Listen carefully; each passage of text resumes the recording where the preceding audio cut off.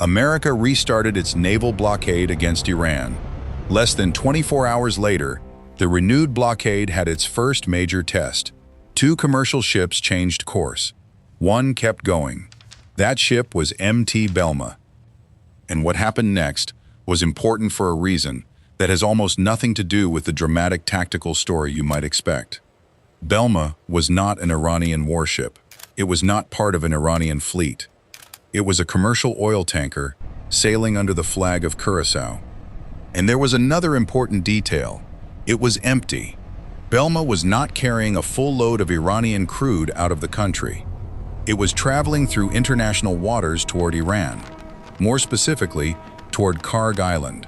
That destination matters. Kharg sits at the center of Iran's oil export system.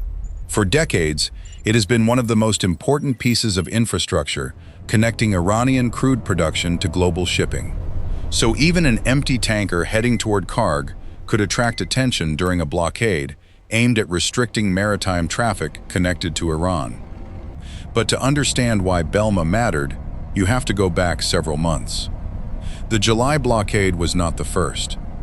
An earlier phase had operated from April 13 through June 18, 2026. According to U.S. Central Command, more than 140 compliant commercial vessels were redirected during that period.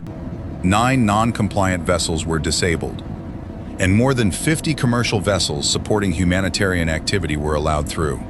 Those numbers tell you something important about how the system was supposed to work.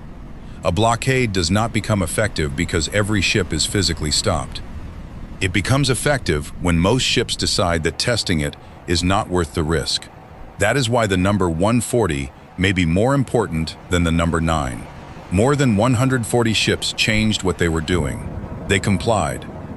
Most encounters did not become confrontations. Most captains did not force the question any further. That is what successful maritime pressure is supposed to look like. The warning changes behavior before anything physical becomes necessary. Then the first blockade ended in June, and in July, the United States announced that it was coming back. U.S. Central Command announced the renewed blockade on July 13th. It was scheduled to take effect at 4 p.m. Eastern on July 14th. Commercial operators now had a new decision to make: change course, adjust the voyage, or continue toward Iran and find out whether the renewed warning would actually be enforced. Within the first 24 hours, 2 commercial vessels were redirected. They complied. Belma did not. CENTCOM says the tanker ignored multiple warnings and continued toward Kharg Island. That is where the story changes. Until that point, the blockade was a notice, a policy, a set of instructions that commercial operators could read, evaluate, and respond to. Belma tested what happened when the response was no. After the warnings failed, U.S. forces acted. CENTCOM says a U.S. aircraft disabled the vessel. Belma could no longer continue its voyage toward Iran. And that distinction matters. The tanker was not described as sunk.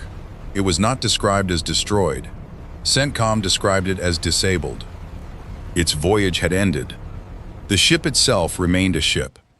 This was enforcement, not the destruction of an Iranian fleet. And that makes the incident much more interesting than the headline suggests. Because Belma was only one vessel. The larger audience was every commercial operator watching what happened. Shipping companies, captains, port operators, insurers, charterers, energy traders, and governments. All of them had the same basic question. Did the renewed blockade actually mean what it said? Belma provided an answer. When one vessel continued after repeated warnings, the United States physically stopped it. At that moment, the blockade stopped being a notice and became a physical reality. That does not mean every ship approaching Iran would face the same outcome. The earlier blockade itself showed that different vessels received different treatment. Compliant vessels were redirected. Humanitarian supporting commercial traffic was allowed through. Non-compliance created a different problem. That distinction is essential. A blockade is not simply a wall drawn across the sea. It is a system designed to change behavior, and commercial shipping is built around behavior. A tanker voyage begins long before the ship reaches a choke point. Routes are planned. Ports are scheduled. Cargoes are contracted. Insurance is arranged. Crews receive instructions. Charterers make decisions. Owners consider risk. One enforcement action can therefore matter far beyond the ship that is actually involved, because the next decision may happen thousands of miles away in an office. A shipping company does not have to wait until its vessel is challenged at sea. It can reroute earlier, delay departure, change destination, cancel a voyage, or decide that the commercial risk has become too high. That is why the most important effect of a blockade may be invisible. It may be the ship that never arrives, the voyage that is never attempted. The captain who changes course before an aircraft or warship ever has to intervene. And around the Strait of Hormuz, those decisions matter more than they would in almost any ordinary shipping lane. Hormuz is one of the world's most important energy transit routes. Commercial vessels moving through this region are part of a global system that connects oil producers, refineries, ports, and consumers across continents. That does not mean one tanker encounter automatically changes global energy markets. It does mean that commercial operators pay very close attention when the military rules around this waterway change. The reaction was visible quickly. Shipping activity in the area became more cautious after the renewed blockade. That should not be exaggerated into a permanent collapse in traffic. It was an early signal. But early signals matter. The people responsible for moving billion-dollar streams of cargo do not need certainty before they start adjusting risk. They need enough evidence to believe that conditions have changed. Belma became part of that evidence. And there is another reason Kharg Island gave the incident more weight. Kharg had already been part of the broader 2026 conflict. Months earlier, U.S. Central Command said American forces struck more than 90 Iranian military targets on the island while preserving oil infrastructure. That does not prove the detailed tactical story sometimes attached to the Belma incident. It does show that Kharg was already sitting at the intersection of military pressure and energy infrastructure. Then, in July, an empty commercial tanker was heading back toward that same island. The wider context was impossible to ignore. But the real strategic problem begins after enforcement succeeds, because a blockade lives in the space between deterrence and escalation. If commercial operators believe the restriction will never be enforced, the blockade loses credibility. Ships can simply continue. The policy becomes a warning without consequence. But every physical intervention also creates risk. A commercial encounter can become a military incident. A military incident can create political pressure. And political pressure can make the next decision harder. That is the balancing act. Enforcement has to be credible enough to change behavior. But the more often force becomes necessary, the greater the chance that something goes wrong. That is why the ideal outcome for the enforcing side is not a long list of dramatic confrontations. It is compliance. The goal is for the next captain to turn before the situation reaches that point. Think about the numbers from the earlier blockade again.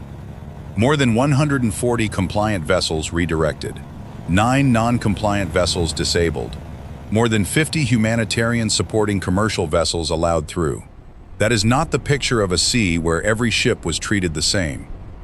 It is the picture of a system trying to sort different types of traffic and create predictable consequences for different choices. Belma chose differently. And that is why one empty tanker became a useful test.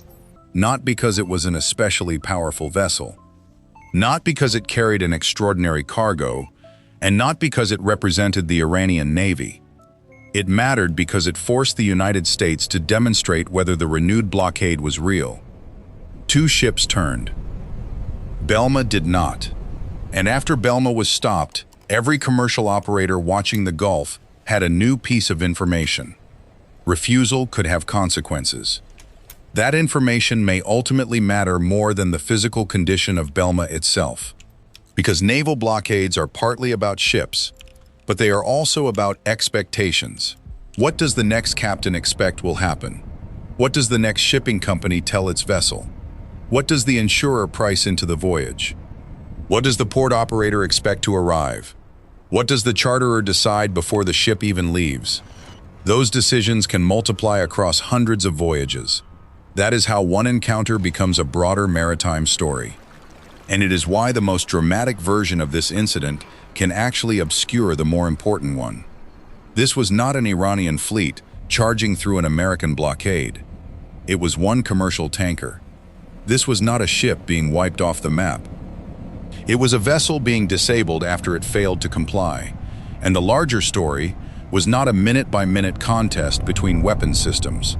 It was whether a renewed maritime restriction could change real commercial behavior. Belma showed that the answer, at least in that incident, was yes. The blockade was announced. Commercial ships were warned. Most complied. One did not. And enforcement followed. That is a much narrower conclusion than saying the United States controls every mile of the Gulf. It does not prove that every future encounter will end the same way. It does not remove the risk of escalation. And it does not tell us how long the blockade can remain effective. What it does tell us is that the July warning was not purely rhetorical. When the renewed blockade was tested, the United States enforced it. So here is the bigger question. What actually makes a blockade successful? The ship you physically stop? Or the 100 ships that decide not to test you in the first place? And once enforcement becomes credible, does that make the next confrontation less likely? Or simply more dangerous? Tell me what you think in the comments. And if you enjoy fact-based stories about naval strategy, commercial shipping, energy security, and the systems shaping global maritime security, like the video and subscribe to Defense TV. Belma was one ship. The real question is what the next ship does.